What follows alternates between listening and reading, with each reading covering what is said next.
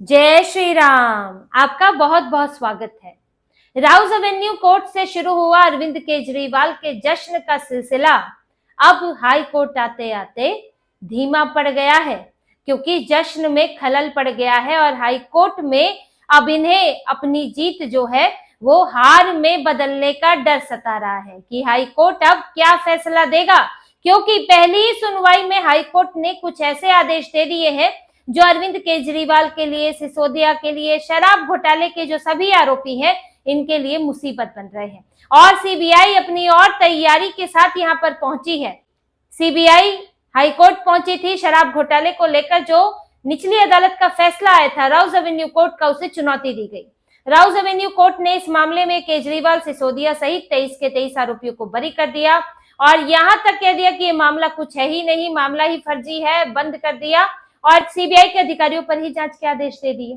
Justice Jitendra Singh थे जो Rouse Avenue court में मामला सुन रहे थे, उन्होंने ये आदेश दिया था, जिसके बाद अरविंद केजरीवाल ने तो रोना धोने का खूब तमाशा किया। लेकिन अब सीबीआई जब हाईकोर्ट पहुंची तो वहां पर जस्टिस स्वर्णकांत शर्मा इस मामले को सुन रहे हैं। उनके सामने कई बातें रखी, दलीलें रखी, जिसके बाद उन्होंने 3 ऐसे आदेश दिए हैं जो इस वक्त अरविंद केजरीवाल की टेंशन बढ़ा रहे हैं।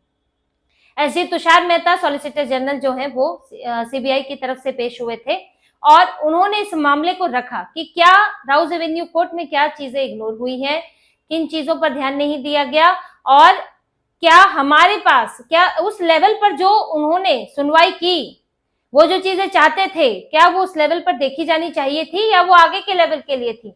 ये सारी बातें उन्होंने कही। सुनवाई में क्या हुआ ये आपको बताऊंगी, लेकिन फिलहाल जो आदेश आए हैं उन आदेशों पर बात करते हैं। जो पहला आदेश है, जो सीबीआई के लिए तो राहत की बात है ही, और जो केजरीवाल बहुत ही इनकी पार्टी खुशियां मना रही थी तो उस पर भी कुछ विराम लगा है। पहले आदेश में जो सीबीआई के अधिकारी के खिलाफ जांच के आदेश दिए गए थे उस पर रोक लगा दी गई है। जो राउज एवेन्यू कोर्ट ने इस पूरे मामले की जांच करने वाले जो अधिकारी हैं उनके खिलाफ ही आदेश दे दिए कि जांच करके उन्होंने तो पाप कर दिया, उन्होंने तो गलत काम कर दिया, तो उनके खिलाफ ही जांच बैठा दी कि दोबारा ऐसी जांच करने की हिम्मत ना कर पाए ये लोग। ऐसे ही तो मनोबल गिरता है अधिकारियों का मनोबल, और कैसे गिरता है। तो इन्होंने जांच के आदेश दे दिए थे, लेकिन हाईकोर्ट ने रोक लगा दी है कि कोई भी विभागीय जांच नहीं होगी जब तक यहाँ फैसला नहीं होता, हाईकोर्ट उस पर कोई फैसला नहीं देता, तब तक स्टे लग गया है। जो भी टिप्पणियां इस पर की गई थी सीबीआई को लेकर, उस सब पर रोक लग गई है। तो फिलहाल तो सीबीआई के अधिकारियों का मनोबल गिरने से बचा है और उनके खिलाफ विभागीय जांच नहीं होगी। दूसरा, इस मामले की सुनवाई को स्वीकार कर लिया है कि इसकी सुनवाई होगी हाईकोर्ट में, और क्योंकि प्रथम दृष्टया पहले तो सुनवाई होगी या नहीं, याचिका स्वीकार होगी या नहीं, इसी पर ही पहली सुनवाई तो इसी पर ही होती है, तो स्वीकार हो गई है। अब 16 मार्च की तारीख दी गई है और इस पर इसके लिए नोटिस जारी किया जा चुका है सबके सब 23 आरोपियों को कोर्ट की तरफ से कि अब आपका मामला यहाँ सुना जाएगा, आप अपना पक्ष लेकर आइए। तीसरा, जो सबसे महत्वपूर्ण जो हाईकोर्ट का आदेश है वो है ईडी को लेकर। ईडी प्रवर्तन निदेशालय इस मामले में मनी लॉन्ड्रिंग की जांच कर रहा है और उसका केस इस वक्त राउज एवेन्यू कोर्ट में ही है। वहां पर भी चार्जशीट पर संज्ञान लेने को लेकर बात चल रही है, मतलब कि सुनवाई होगी और उस पर फैसला होगा। अब इनका क्या करना था, ये अरविंद केजरीवाल, इनके वकील अभिषेक मनु सिंघवी, ये लोग जब सीबीआई का फैसला आया, सीबीआई के मामले का फैसला आया, तुरंत इन्होंने कहा कि ईडी का मामला तो खारिज हो जाता है, क्योंकि सीबीआई अपराध स्टैब्लिश करती है और ईडी जो है वो मनी लॉन्ड्रिंग को उसकी ट्रेल स्टैब्लिश करती है। अब अगर अपराध ही नहीं हुआ है तो अपराध का पैसा कहां से आया। जैसे अगर चोरी नहीं हुई तो ना तो चोरी का पैसा होगा और ना ही उस पैसे का हवाला कारोबार होगा, मनी लॉन्ड्रिंग होगी। तो यही इनका कहना था कि भाई शराब घोटाला हुआ ही नहीं तो शराब घोटाले का पैसा कहां से आया और कहां से मनी लॉन्ड्रिंग हुई, तो इस आधार पर ईडी का केस खारिज हो जाता है। ईडी के केस का आधार जो है वो बनता है सीबीआई का केस। जैसे कि अभी जो सोनिया गांधी और राहुल गांधी के मामले में क्यों चार्जशीट पर संज्ञान नहीं लिया, क्योंकि उस मामले में एक अपराध की एफआईआर दर्ज नहीं थी, या कहें कि तय नियम के तहत दर्ज नहीं थी, इसीलिए संज्ञान नहीं लिया था। तो वही बात यहाँ पर भी है। लेकिन अब हाईकोर्ट ने ये आदेश दिया है कि जब तक सीबीआई के मामले की सुनवाई यहाँ पूरी नहीं हो जाती तब तक ईडी के मामले पर राउज एवेन्यू कोर्ट कोई फैसला ना दे, इस पर रोक लगा दी है।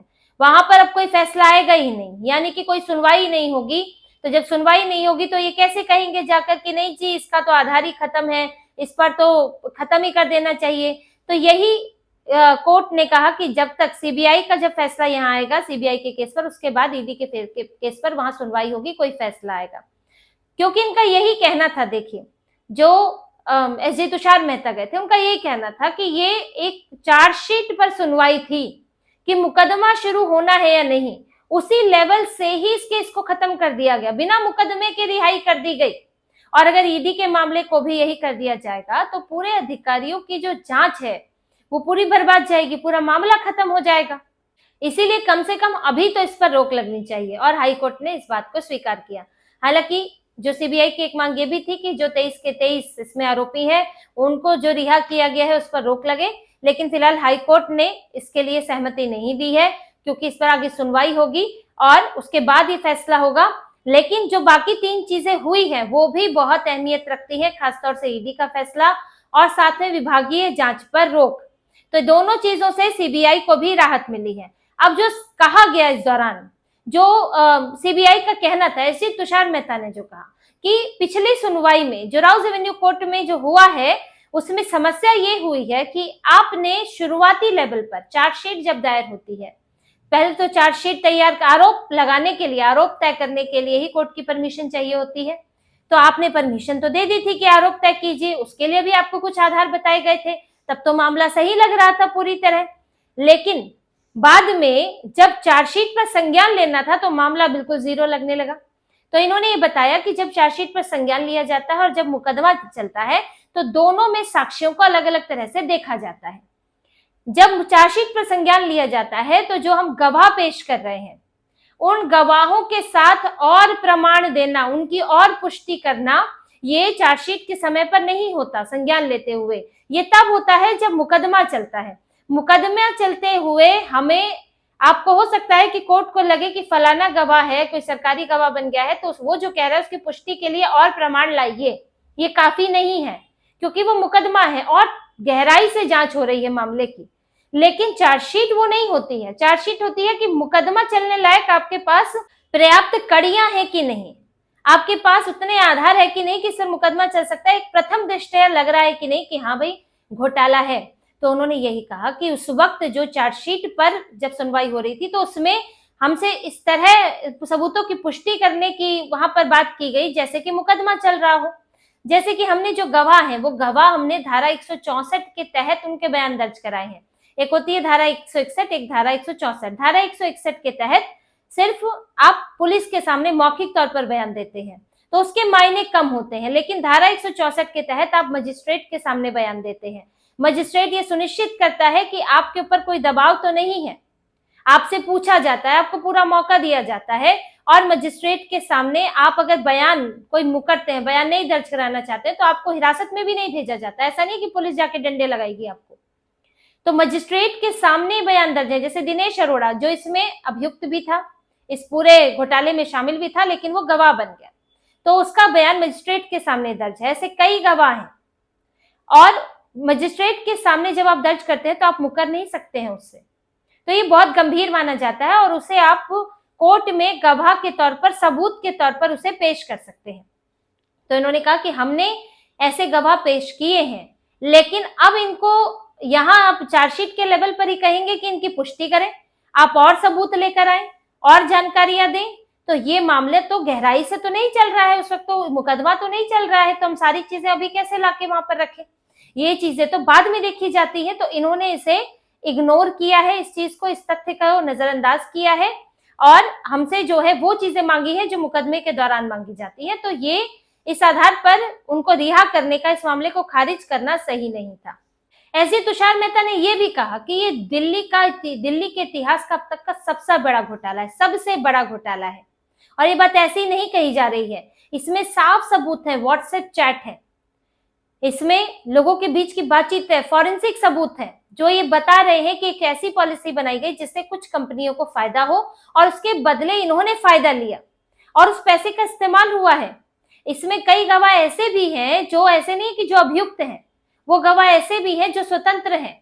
ये कोर्ट ने भी पूछा आपके पास स्वतंत्र गवाह कौन कौन है, उन्होंने ये भी बताया कि हमारे पास स्वतंत्र गवाह भी है। उन्होंने ये भी कहा ऐसी तुषार मेहता ने कि जिस बारीकी के साथ इस केस में जांच हुई है उतनी बारीकी मैंने कहीं और देखी नहीं है। और ये मैं कोई अतिशयोक्ति नहीं कह रहा हूँ, ये कोई ऐसा नहीं कि मैं बड़ा चढ़ा कर कह रहा हूँ, ये वाकई है। और इस तरह अगर किसी केस को खारिज कर दिया जाता है तो फिर जांच अधिकारियों की सारी मेहनत बर्बाद हो जाती है। तो इस पर जिन चीजों को जो राउस एवेन्यू कोर्ट है उन जिन चीजों के आधार पर उन्होंने फैसला दिया है वो सही नहीं है, उसका आधार ही गलत है।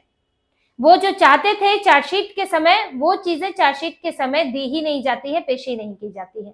तो ये बातें उन्होंने रखी है जस्टिस स्वर्णकांत शर्मा के सामने और वो आगे इस पर अब फैसला लेंगे। हालांकि अब ये दूसरा पक्ष भी आएगा, वो भी बताएगा, वो भी सवाल खड़े करेगा, लेकिन अब यहाँ पर एक मौका है सीबीआई के पास कि वो अपने केस को और मजबूती से रख सके।